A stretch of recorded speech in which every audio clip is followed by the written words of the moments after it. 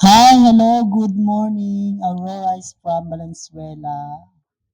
Ano kaya siya, no? So, buksan natin kung ano ito.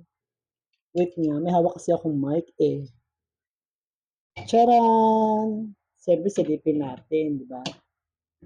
Kung ano ba yung niluluto ko ngayong araw na to. So, may buto-buto. So, baboy na buto-buto ang niluluto ko.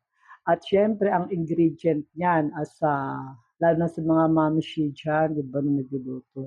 So, ang nilagay ko rito is, syempre, may sibuyas na yan, sili na green, may asin, at saka something na seasoning na nilalagay nyo sa lutuin nyo, di ba? Para lumasa na agad, na-absorb ng baboy, kaya nilalagyan ko na siya agad ng ingredient habang kumukulo.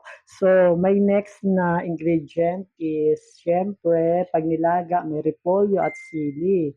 Then, tangkay ng ng pechay tsaka dahon. So, yan ang aking menu for today at may baon today dahil night shift. So, thank you so much and this is